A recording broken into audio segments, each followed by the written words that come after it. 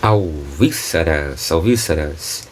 Êxodo frente verso, estamos com a Bíblia do Peregrino, que você vê na tela, da editora Paulus. Muito bem, já conhecemos aí esta Bíblia, né? Já apresentei a vocês. Hoje vamos com o capítulo 3º, é a vez dela, é a vez dessa Bíblia do Peregrino. Então vamos seguir. Você que sempre nos acompanha aí, prazer mais uma vez em estar com você. Já estamos aí com quantas Bíblias? Já até perdi a conta. Já vimos, vamos tentar aqui puxar de memória. Já vimos, a gente começou com a tradução ecumênica da Bíblia, não necessariamente nessa ordem. Seguiu-se a Bíblia Peshitta da BV Books. Pegamos a NAA, que é a única Almeida que a gente pegou, né, para poder fazer a leitura. Pegamos a King James Fiel, que já tem um texto aí basicamente igual ao de várias Almeidas, né, a Corrigida e Fiel e a ARC. Então, para não haver redundância, a gente não pegou uma outra tradução da Almeida. Pegamos a King James atualizada, pegamos a da CNBB, não esta última que saiu, mas a anterior, a edição anterior. Pegamos a do Padre Matos Soares, pegamos a NVI Arqueológica de Estudo. Olha, pegamos várias Bíblias, a de Jerusalém, claro, e assim por diante, né? E assim por diante. Agora faltam a do Peregrino, a BTX, né? A Bíblia Textual. E eu acho que só, ainda vou ver aqui nos meus alfarrábios aqui. Bom, seja como for, você já está para lá de ciente e informado sobre o que ocorre aqui no capítulo 3º de Êxodo. Nós já vimos dezenas de vezes, já lemos este texto deste capítulo aqui dezenas de vezes, como a gente sempre faz com cada capítulo, né, da Bíblia. Já fizemos isto com Gênesis e estamos agora no 3º capítulo de Êxodo. Então isso é bom porque a gente sempre acaba descobrindo a cada vídeo algo novo, explorando algum comentário, conhecendo alguma visão, ou até mesmo vendo nascer alguma dúvida saudável para o estudante de Bíblia e de teologia. Bom, hoje conheceremos o texto do capítulo 3º da Bíblia do Peregrino, de Alonso Schöckel. Detalhe que eu coloco aqui para este vídeo, para esta Bíblia, é que você pode esperar aí comentários mais literários, comentários de professor, de hebraísta mesmo, comentários de alguém que tem formação linguística aprofundada e literária de outros textos hebraicos, não apenas da Torá, ou enfim, da Tanakh, e sim de poesia. Ele foi muito especializado também em poesia hebraica. Então ele certamente foi um dos maiores conhecedores, entendedores de hebraico, de cultura hebraica do século XX e até da história, né? O saudoso Alonso Schöckel. Bom, então você pode ver uma profusão de notas de rodapé. Você vê aí na tela, nesta imagem.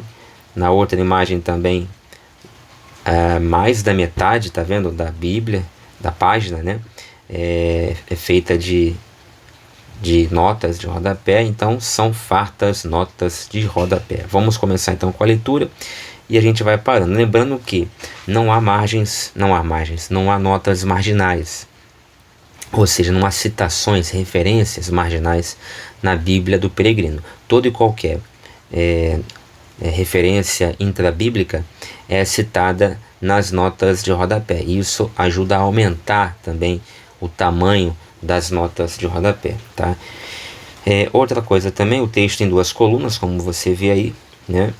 O texto vem em 2 colunas e o texto vem com travessões e aspas, né? O texto vem com travessões e aspas. Algumas vezes vem com aspas e muitas vezes vem com travessões, ou seja, é um discurso direto, né? Então, isso, quem trouxe isso? Vocês lembram das últimas Bíblias que nós lemos? A Nova Almeida Atualizada foi a única que trouxe a presença do travessão, do discurso direto. Aqui também nós voltamos com o travessão, ele reaparece aqui, tá? Portanto, você vai ter aí uma cara um pouco aparentada à NA. A cara do texto aqui se parece com a NA. Porém, quando você for ler, você vai ver, quando a gente começar a ler, você vai ver que a tradução é um pouco diferente, né? Bom, vamos, sem mais delongas, à leitura. Vocação de Moisés. Então, esta é a primeira perícope do capítulo 3.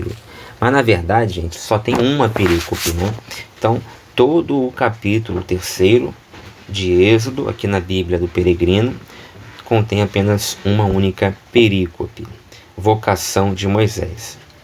E aí ele faz menção a Juízes 6, do 11 ao 16. Então vamos a Juízes 6, do 11 a 16, aqui no My Bible.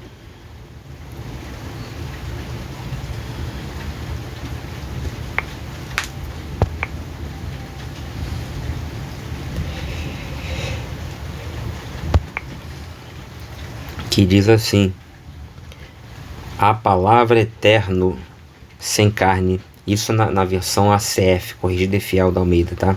De 2007. Comissiona Gideão como juiz. O 6º. Ele afronta Baal e convoca Israel às armas. Um anjo fala com Gideão. Então aqui é o momento em que o anjo vai falar com Gideão. O anjo do Senhor vai vir, né? Ele vai se aparecer numa epifania. Vai se assentar debaixo do carvalho. Novamente o carvalho, como já apareceu também com outros personagens, a presença do carvalho, e vai ali vai falar com o Gideão. Beleza. E é para isso por isso que ele coloca aqui o Alonso Schöckel, Juízes 6, do 11 a 16, porque também vai aparecer um anjo para Moisés. Versículo 1. Moisés pastoreava o rebanho de seu sogro Jetro, sacerdote de Madiã. Aí ele vai, aí continua, né? Contudo, conduziu o rebanho transhumando pelo deserto até chegar a Horebe, o monte de Deus. Este foi o primeiro versículo do capítulo 3 na tradução de Alonso Schöckel. Então já nos desperta aí a atenção o verbo no gerúndio, né? Transhumando pelo deserto. É um verbo de movimento que vai indicar basicamente a mesma coisa que todos os outros verbos utilizados, não foram tantos assim, né? Foi um ou dois utilizados em todas as outras traduções. Só que aqui o Alonso Schöckel, ele é uma característica da tradução dele. Ele sempre, por ter um vocabulário muito extenso, muito rico, e ser um tradutor de mão cheia, um hebraísta de mão cheia, ele sempre opta, não raro, por palavras que ninguém opta, né? Pelas quais ninguém opta. Ele sempre opta por palavras assim, por sinônimos pouco conhecidos, por palavras mais rebuscadas, né? Então ele colocou aqui transhumando. É legal porque nos dá uma outra tradução, uma outra opção tradutiva, enriquece o nosso vocabulário, nos faz recorrer ao dicionário. Então assim, para isto serve. Para quem quer um texto facinho de ler, sem ter que ficar indo ao dicionário, talvez não seja a melhor tradução aqui, a da Bíblia do Peregrino. Beleza. Ele tem uma nota que na verdade é uma nota dessa vocação de Moisés, desta grande perícope, né? Que vai do versículo 1 do capítulo 3 até o versículo 17 do capítulo 4. Ele diz assim: vamos considerar este texto como uma grande unidade que chamamos provisoriamente vocação e missão de Moisés.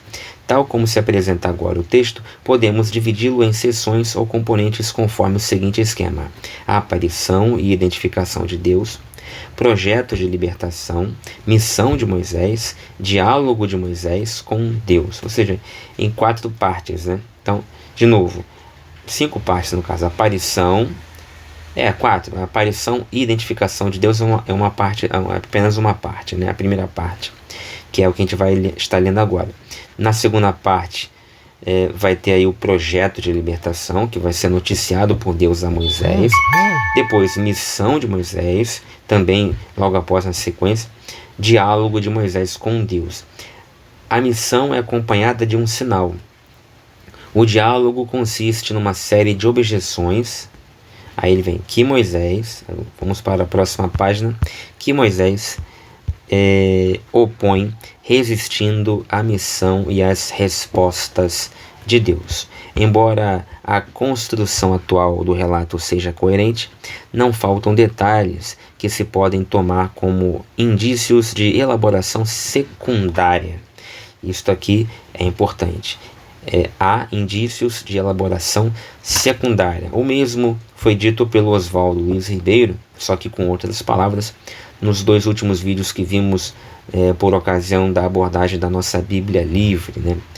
Ou seja, o texto ele é uma composição. A mesma coisa se diga da Bíblia de Jerusalém, que também vai explicar isso na clave da teoria das 4 fontes documentárias. Os partidários da teoria documentária, olha aqui o Alonso Schöckel citando, repartem o texto entre os 2 fios do javista e do eloísta, com alguma adição do sacerdotal. Lembrando que a Bíblia de Jerusalém vai mencionar também um acréscimo da redação deuteronomista, se eu não me engano, ali no versículo 8, versículo 9. Tá?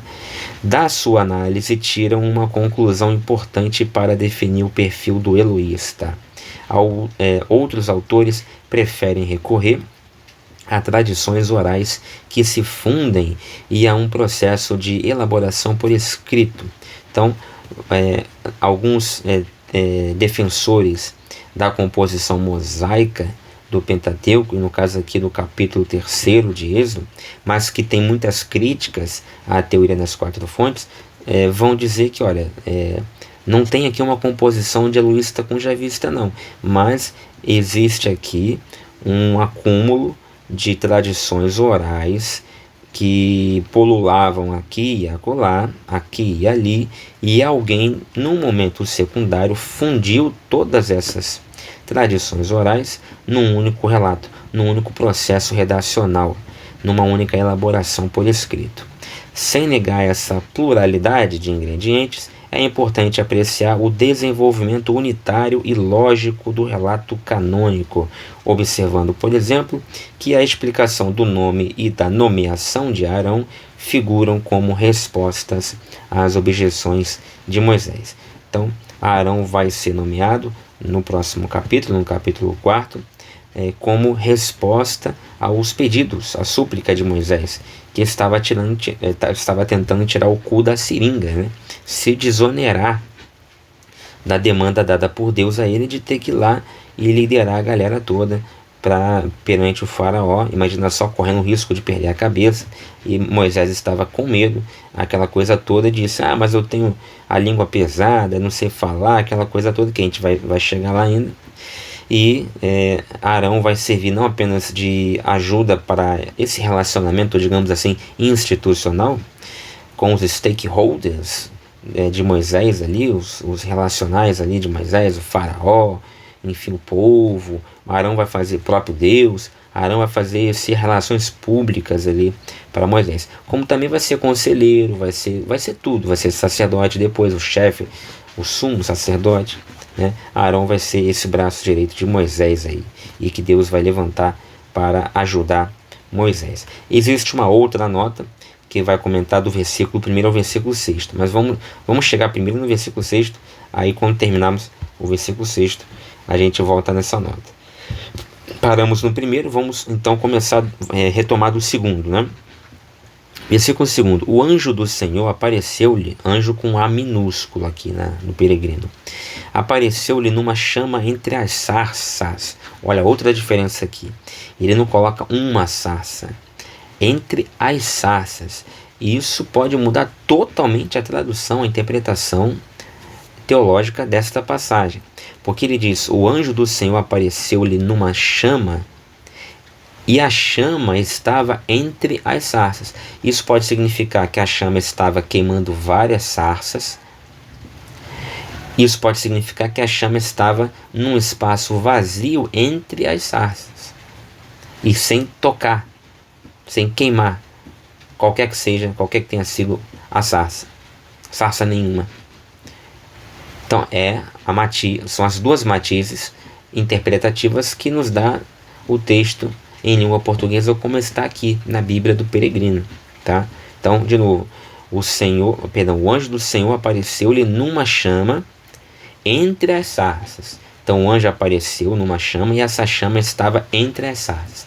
Ela pode estar, essa chama, queimando 2 ou 3 ou mais sarças, e ali o anjo aparece nessa chama que queima as sarças, ou essa chama pode estar queimando, ardendo entre as sarças, no sentido de haver um espaço entre as sarças vazio, e ali nasce a chama onde o anjo do Senhor aparece. E talvez tenha sido por isso que a sarça não se consumia. Acredito que seja besteira, porque o espanto de Moisés também foi, segundo o texto, ele olhar para uma sarça que não se consumia, e não olhar para uma chama que ardia num espaço vazio entre as sarças, né? Mas enfim, já abrimos aqui um outro horizonte, uma outra via interpretativa. É a primeira Bíblia, a primeira tradução que traz essa nuance, essa possibilidade de a sarça não ter queimado, porque a chama ardia ao lado das sarças, no plural, e não nas sarças, o que seria diferente. Então, isso ajudaria a explicar o porquê a sarça ou as sarças não se consumiram. Moisés prestou atenção, a sarça ardia sem se consumir. E aqui no final do versículo 2, ele já coloca uma pedra sobre essa dúvida. Não, Moisés, ele viu a sarça arder e a sarça não se consumia, e isso chamou a atenção de Moisés. Então não tem mais, cai por terra aquela possibilidade de a sarça não estar ardendo, porque a chama ardia ao lado dela e não nela. Beleza. Versículo 3. Moisés disse, aí vem um travessão, discurso direto livre: vou aproximar-me para olhar este espetáculo tão admirável. Como é que a sarça não se queima? Não tem uma exclamação, acho que tinha que ter aqui uma exclamação, ficou faltando. Mas enfim, uma tradução totalmente dinâmica e diferente de outras que a gente viu aqui. Versículo 4. O Senhor, vendo que Moisés se aproximava para olhar, chamou-o do meio da sarça. Moisés, Moisés. Ele respondeu, estou aqui. Agora sim com uma exclamação, né? Disse Deus, versículo 5. Não te aproximes, tira as sandálias dos pés, pois o lugar que pisas é terreno sagrado. Algumas vão trazer terra santa, dá na mesma. Versículo 6. E acrescentou, eu sou Deus de teu pai, o Deus de Abraão, o Deus de Isaque, o Deus de Jacó. Moisés cobriu o rosto, temendo olhar para Deus. Aí vem uma próxima nota. A aparição e identificação. Domina o verbo ver. O lugar se chama Monte de Deus, ou pela próxima aparição, ou porque já antes era lugar de culto para os habitantes. A tradição identifica o Horebe com o Sinai. Aquela discussão do Horebe e do Sinai, né? O que era o Monte Horebe, o que era o Monte Sinai. Na prática, quase todos os estudiosos vão acabar convergindo para o mesmo entendimento, ou seja, o Horebe e o Sinai foram o mesmo monte, né? Já explicamos que tem uma teoria que diz que o Horebe era uma cordilheira e o Sinai um monte dessa cordilheira. Outra vai dizer o contrário, o Sinai que era a cordilheira, o Horebe que era o monte. Não nos interessa isso aqui. O fato é que a Bíblia de Jerusalém vai trazer a seguinte explicação. Na redação deuteronomista, o monte vai ser Horebe, né? E na redação eloísta, javista, enfim, vai ser Sinai. Então, a depender da tradição, a depender do escriba, né, do escritor, se ele pertenceu a uma região e a uma cultura de tradição sacerdotal, de tradição deuteronomista, ou de tradição eloísta ou javista, a depender desse redator, ele vai optar por esse nome, esse ou aquele nome, né? O anjo do Senhor é com frequência uma manifestação visual de Deus, ao passo que a fala é atribuída diretamente a Deus ou ao Senhor. O fogo é o elemento da divindade, símbolo da presença inacessível e geradora de vida e ação, símbolo também de ira e castigo de aniquilação. Aí pausa aqui, tá? Então o fogo é o elemento da divindade. Ok. Ele vai dar alguns versículos aqui, a gente não precisa ir lá. Gênesis 15, 17, Salmo 53, 97, 3. Passagens que vão atrelar o fogo a Deus. Ok. A gente não precisa ir lá para saber que isso existe, porque isso está cheio na Bíblia, né? O próprio Espírito Santo e tal, nos profetas você vê isso também, apesar de não estar citado aqui como referência. Davi, lá em Salmos, né? Em Gênesis, no capítulo 15, versículo 17, inclusive quando cai fogo do céu, enviado por Deus, lá em Sodoma e Gomorra, aquela saraiva. Enfim, a gente não precisa ir conhecer todos os versículos que falam, que atrelam, que unem o fogo, o elemento fogo, ao poder de Deus ou à presença de Deus. Aqui na sarça é mais um desses. A gente tem várias religiões, vários mitologemas, vários mitos, aliás, o mitologema do fogo que arde, representando a presença ou o poder de alguma divindade, ou até mesmo o fogo que arde e não queima, representando o poder do sacerdote, do cultor, do profeta, daquele que é o herói, que mesmo queimando o fogo nele, ele não se consome, né? Então a gente tem, às vezes, homens, heróis, deuses, e às vezes seres mitológicos que são resistentes ao fogo. Você tem um dragão, né, que domina o fogo, produz o fogo, não é queimado pelo fogo. Você tem a salamandra na mitologia grega, que também é resistente ao fogo. Você tem vários heróis que dominam o fogo. Você tem deuses como a própria Apolo, Hélios, que é um deus do sol. Enfim, você tem vários heróis, semideuses e deuses. No próprio inferno você tem o fogo que também arde e não consome as almas ou as carnes que estão lá, né? Tanto isso em Dante Alighieri, como também na mitologia bíblica, né? No texto bíblico. O fogo do inferno, ele nunca se apaga e as almas não são consumidas, os seres que vão para lá não são consumidos. Por quê? Porque é um fogo que arde, gera um inconveniente da dor, mas não conspurca a vida ao ânima daquele ser que está lá, né? Bom, então assim, eu já falei sobre isso aí, sobre o fogo, acho que no antepenúltimo vídeo. Não vou voltar a falar em detalhes sobre isso. O fato é que aqui temos o fogo, temos esse símbolo do elemento fogo representando a presença de Deus. A sarça, arbusto silvestre e humilde, inútil e até desprezado, é portadora da presença divina em seu elemento, o fogo. Não se consome porque esse fogo não precisa de combustível. A sarça não se consome porque o fogo não precisa de combustível.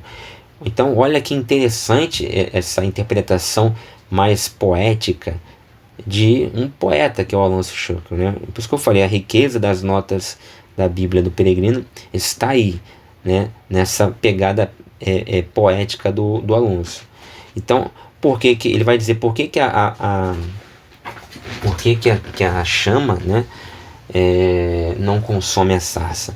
Porque o fogo ele se sustenta de combustível, seja ele sólido, líquido ou gasoso. Sólido, uma mesa, uma cadeira ou uma sarça. Líquido pode ser uma gasolina, um etanol, né? E gasoso, por exemplo, o gás de cozinha, o GLP, o gás natural, enfim, etc. Só que aqui ele vai dizer, a sarça não é consumida porque esse fogo é diferente dos outros. Esse fogo não é um fogo que precisa de um elemento material, ou seja, de um combustível material para se manter aceso. É um fogo que se mantém aceso independentemente da disposição ou não de combustível. Ele se mantém aceso porque Deus o quer, porque o que o sustenta, o que o mantém aceso é a vontade de Deus, é o poder de Deus. Deus mandou aquele fogo e aquele fogo apareceu e vai ficar aceso pelo tempo que Deus quiser. Por isso, a mesma explicação deve-se, por exemplo, à coluna de fogo que vai com o povo caminhante, ou para usar um vocábulo que o Alonso usou, transhumando no deserto, palmilhando o deserto. A coluna de fogo vai lá junto com o povo, também não se consome. Ninguém fica botando ali lenha, né? O que mais você quer? Óleo de peixe, gasolina, álcool. Ninguém ficava botando combustível. O Arão não ia lá acender, preencher, né? Completar o nível de um recipiente, uma tocha, um tanque de combustível qualquer para que aquela chama não apagasse. Não, né? Pelo menos no texto não é dito isso. É um fogo que ardia e o combustível desse fogo era uma coisa sobrenatural, espiritual. Ninguém botava uma palha, um pedacinho de madeira ou de feno para que aquele fogo da coluna de fogo se mantivesse aceso. E ainda assim, não obstante, ele se mantinha. Mesma coisa aqui, o fogo da sarça não precisa da sarça. Ele pega fogo porque é um fogo que se sustenta pela vontade de Deus, né? É claro que isso, em princípio, fere, né, a própria lei da física criada por Deus. Por outro lado, se não for um fogo como o fogo que nós conhecemos, e sim uma visão de fogo, aí ele não fere a lei da física, porque não era um fogo físico, não seria um fenômeno físico, químico físico ou biológico, e sim espiritual. Moisés, ele estava vendo o fogo queimar a sarça e a sarça não se consumir, mas não quer dizer que realmente havia um fogo ali, né? Não quer dizer que realmente havia um fogo, aquele que você põe a mão e queima. Então, não quer dizer que ele estava ali acontecendo esse fogo. Ele estava vendo um fogo. Aquele fogo podia ser apenas uma de natureza sobrenatural e espiritual, uma visão apenas, e não algo que realmente estivesse acontecendo de verdade. Seja como for, né? Seja como for, Alonso vai dizer que esse fogo não precisa de combustível, não se consome porque não tem culpa a expiar. Aí já entra no elemento sacrificial. O fogo, ele é usado na questão da liturgia judaica, né? Da liturgia israelita, para queimar, imolar, queimar, enfim, a vítima imolada ali, o cordeiro, etc. e tal, e que por sua vez estava ali sendo a vítima, o sacrifício para expiar uma culpa. Só que ali não tinha culpa para expiar. É como altar natural que se oferece, revelando ao mesmo tempo o caráter transcendente desse fogo. Quando vier para a aliança, o Senhor se manifestará também com fogo. Moisés está prefigurando a futura experiência do povo. É tomado de surpresa ante o fenômeno estranho. A surpresa provoca a curiosidade, a indagação temerária, não a reverência luminosa que se esperava. O Senhor o detém. Pela presença de Deus, o lugar está consagrado. O homem não pode pisá-lo com artifícios que encobrem e protegem, ou seja, chinelo. O pé descalço há de sentir o contato da terra consagrada. Mesma coisa vai ser dita, esse negócio de tirar a sandália porque você está pisando numa terra santa, uma terra sagrada, a Josué, lá em Josué 5,15.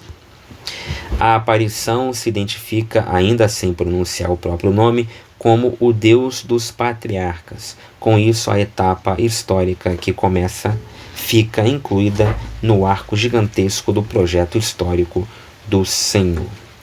Aí ele vai comentar o versículo 2, na verdade vai dar umas passagens aqui, umas referências, e depois ele vai comentar os versículos 7 e 8. Vamos primeiro lê-los, né? Versículo 7. O Senhor lhe disse: Vi a opressão do meu povo no Egito, ouvi suas queixas contra os opressores, prestei atenção a seus sofrimentos. Então, ele viu, mas só viu agora? É o que se pergunta. Ele ouviu, mas só ouviu agora? É o que se pergunta. Ele prestou atenção, mas só prestou atenção agora? É o que se pergunta. Se ele só viu a opressão do seu povo agora, esse Deus, ele tem um problema de visão, ele não é onividente, logo ele não é Deus. Se ele viu desde o começo e não fez nada por quê? Então não é um Deus amoroso, então ele também não é Deus.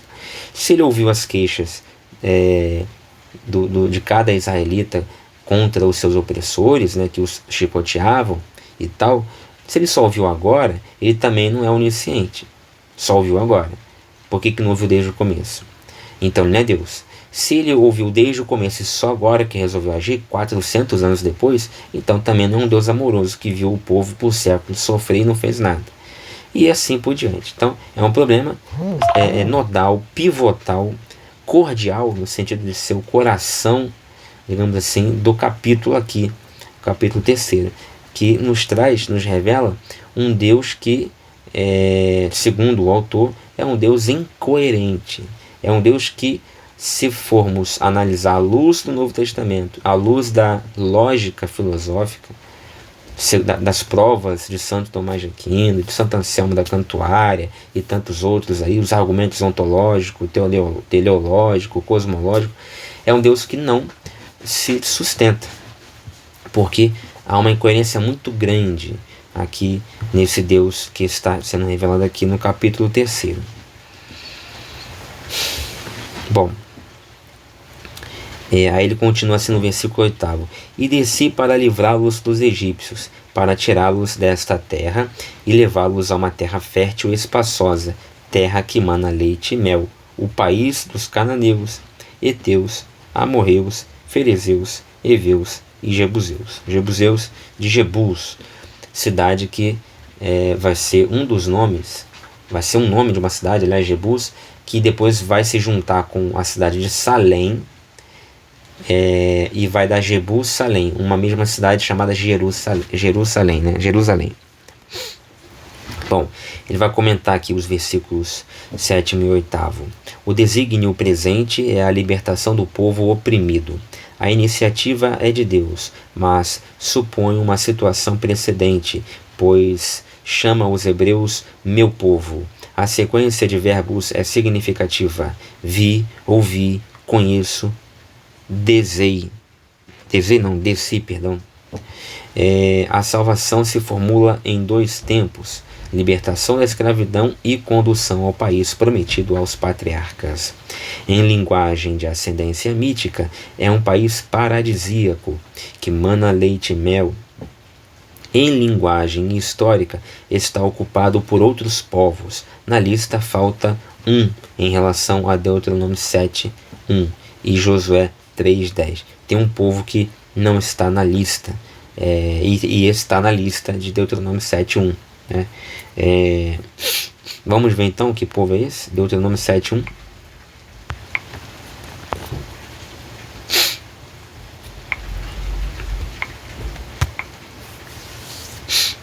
Quando o Senhor teu Deus te houver introduzido na terra a qual vais para possuir e tiver lançado fora muitas nações de diante de ti, os heteus, esse aqui, os girgazeus. Os girgazeus não aparecem lá em Êxodo 3, ok? Não aparece aqui. Girgazeus, ok. Vamos ao versículo 9. A queixa dos israelitas chegou até mim. Só chegou agora? Eu pergunto. E vi como os egípcios os tiranizam. Só viu agora? Por que só viu agora? Não sabia? Então você não é Deus. Você sabia e não fez nada? Então você também não é Deus. 10. Agora vai, pois, te envio ao faraó para que tires do Egito o meu povo, os israelitas. Aí vem a nota. Agora é o povo que toma a iniciativa com uma reclamação judicial e Deus envia Moisés para que realize o empreendimento. Alguns comentadores descobriram aqui um duplicado e atribuíram os versículos ao Eloísta. Na lógica presente do relato, estes versículos determinam: o que Deus escutava era uma reclamação legal. Sua descida consiste no envio de um mediador humano. Dito de outro modo, a missão de Moisés é a descida de Deus. Para outras descidas, vê Gênesis 11, 5 a 7, 18 a 21. A gente não vai ver porque não nos interessa, já vimos isso aí, né? Às vezes em que Deus desce, usa um profeta, usa uma pessoa, enfim, e tem um contato aqui com o plano imanente, né? Com o ser humano. O próprio Jesus vai ser o cume, vai ser o ápice dessa descida. Em seu ato quenótico, ele vai se privar de alguns poderes divinos. Ele vai abrir mão de sua própria situação de Deus, de divindade, e vai fazer a kenosis, né? Ele vai se encarnar, ou seja, se fragilizar, né? A carne, comparada à deidade, é algo frágil, uma fragilização. Por isso é um ato quenótico, né? E enfim, boa nota também. Todas as notas da Bíblia do Peregrino são boas, todas. Versículos 11 e 12. Moisés replicou a Deus. Aí vem a primeira desculpa esfarrapada de Moisés: quem sou eu para ir ao faraó, ou para tirar os israelitas do Egito? Aí vem a pergunta: aqui ele está sendo humildizão, humílimo, né? Ou ele está sendo cagão? Há os que vão dizer: não, aqui ele está sendo humilde. Ele pergunta: quem sou eu para ir? Não sou nada, mas é por humildade. E há os que vão dizer: não, ele pergunta quem sou eu porque ele está com medo, ele quer dizer que, olha, manda outro, né? Aí Deus, com paciência, vai dizer: eu estou contigo, e este é o sinal de que eu te envio. Quando tirares o povo do Egito, prestareis culto a Deus nesta montanha. Então aqui é o seguinte: Deus vai dizer: olha, vou te dar um sinal de que eu estou contigo. Aí, quando ele dá o sinal na verdade não é dado por ele, é dado por Moisés e o povo. Lá na frente, de maneira antecipada aqui, mas lá na frente, no capítulo 19, o povo vai sair do Egito, vai voltar a esta montanha e vai prestar uma homenagem, um culto, uma adoração a Deus. E aí o monte vai trepidar e vai fumegar. Mas isso é um sinal, é uma ação, portanto, não de Deus para o povo, e sim o contrário, do povo e de Moisés para Deus. Então, onde estaria o sinal de Deus para o povo? Onde estaria o sinal de Yahvé para Moisés? O sinal de Yahvé para Moisés aqui não é dado, mas é dado no capítulo 19. É o trepidar do Monte Sinai e o fumegar do Monte Sinai. Então, ele tem uma nota aqui que comenta isso. Começa o diálogo. Primeira objeção de Moisés: por seu ofício atual de pastor e pela experiência próxima, sente-se incapaz de realizar um encargo. Veja, Davi também era pastor, também foi retirado do redil, né, da grei, para liderar o povo de Israel. Moisés, antes dele, também é retirado do ofício de pastor de ovelhas para liderar o povo de Israel. A resposta de Deus é categórica e simples, corrente em invocações. Aí Deus vai responder 2 a 3 vezes aqui para Moisés, e não vai dar mole para Moisés, vai insistir a toda pergunta de Moisés, ele vai lá e responde com uma resposta cabal. O sinal oferecido por Deus é estranho. Lembra de Gideão? Gideão era novelo de lã, né? Que hora molhava, hora não molhava, no meio da chuva. Está lá em Juízes 6,12. Lá em Jeremias, capítulo 1, do 9 ao 19, também é falado sobre esses sinais que Deus dá ao homem, de que ele está com o homem, né? Aqui o sinal oferecido por Deus é estranho, porque se refere à conclusão do empreendimento. Normalmente, um sinal se dá no ato da missão ou em continuação, mas sempre a precede, não a precede. Por isso, alguns comentaristas pensam que falta algo. Outros invertem a ordem e supõem que o sinal era o fogo na sarça. Compare-se com Juízes 6, do 17 ao 21 e 36 a 40. No relato atual, o sinal vale precisamente como paradoxo. Exige de antemão a fé e a obediência de Moisés. É uma explicação que o Alonso dá aqui, é razoável, mas não convence, não me convence. Aqui foi sim uma falha, um erro do redator, que ele já sabe que ele também escreveu Gênesis 19, ele também conhece o conteúdo de de Êxodo 19. Ele sabe qual é o sinal que Deus vai dar, que é o fumegar do monte e o trepidar do monte Sinai. Só que aí, quando ele vem aqui, antes do 19, aqui no capítulo 3, ele vem escrever, ele já sabendo que o sinal que Deus teria dado a Moisés era o fumegar e o trepidar do monte, e ele deveria dizer aqui, olha, vou te dar um sinal, o monte fumegará e o monte trepidará. Só que ele não coloca. Ele acaba, não coloca, no arranjo de ideias aqui, na sequência dos fatos, não é perfeita. Por quê? Porque é um texto que é um mosaico, né? É uma colcha de retalhos.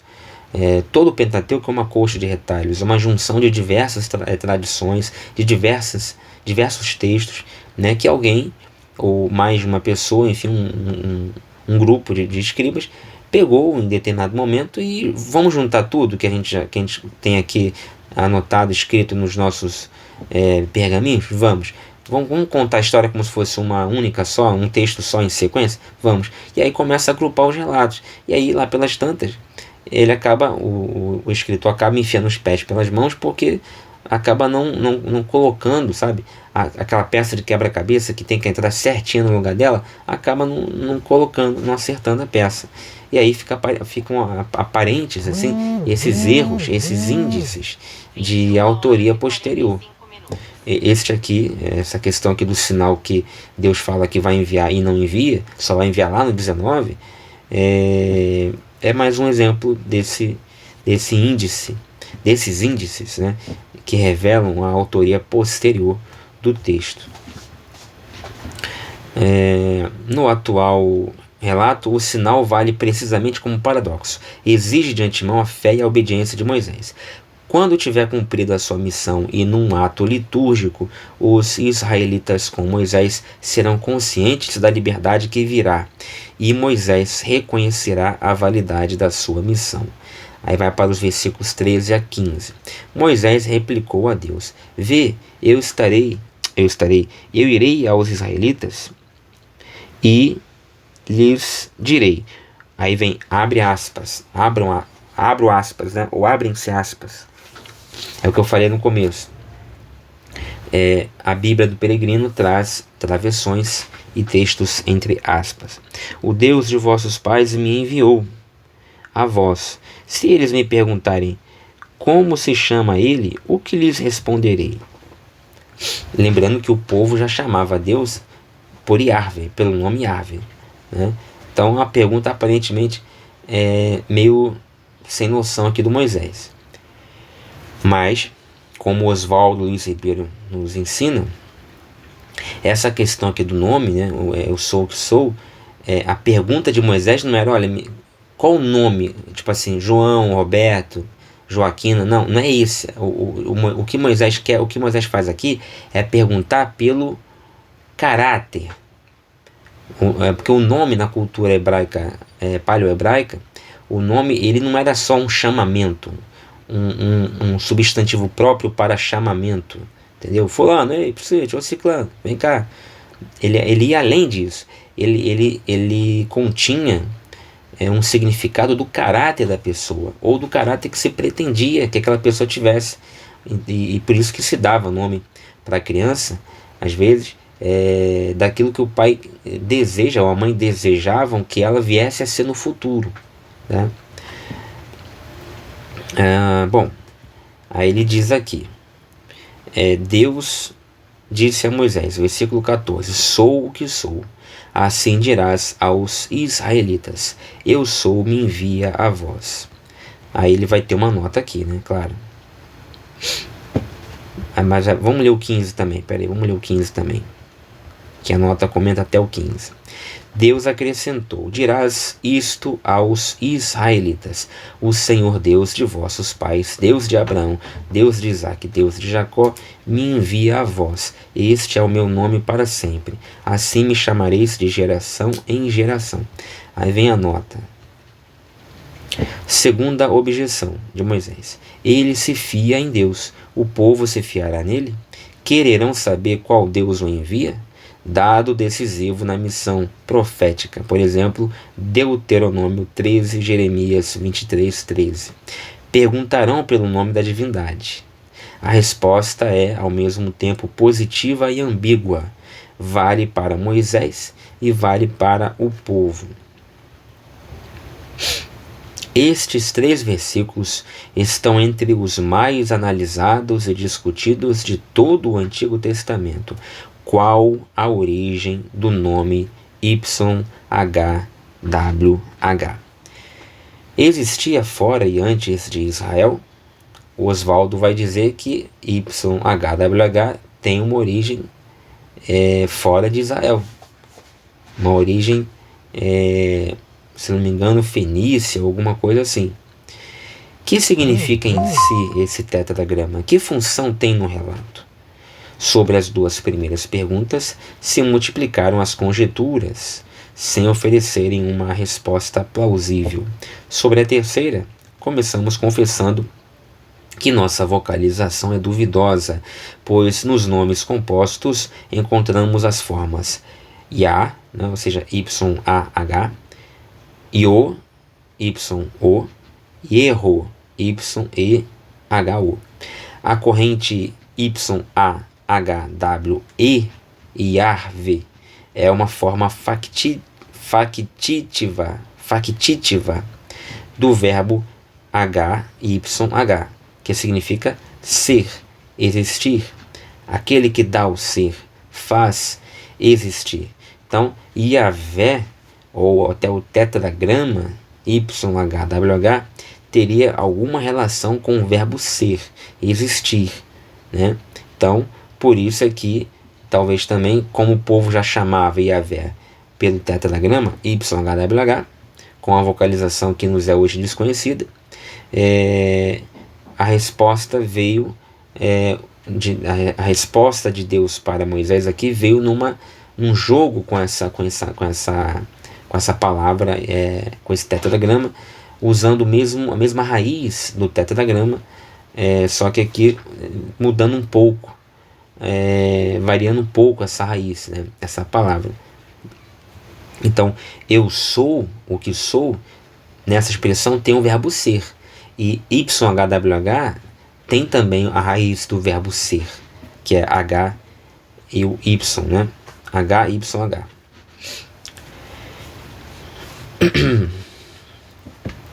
No texto, Deus muda o verbo em primeira pessoa e forma uma frase aparentemente tautológica. Se o traduzimos pelo indefinido, o que for, a resposta é evasiva, como em Gênesis 32. O nome não importa, sou o Deus dos patriarcas e estou contigo. Se o traduzimos como enunciado, sou o que sou, presta-se para a reflexão. Primeiro, encontra-se na esfera do ser ou existir. Segundo, não se define por predicados externos, mas por si mesmo. Em nossa terminologia refinada, diríamos um ser absoluto.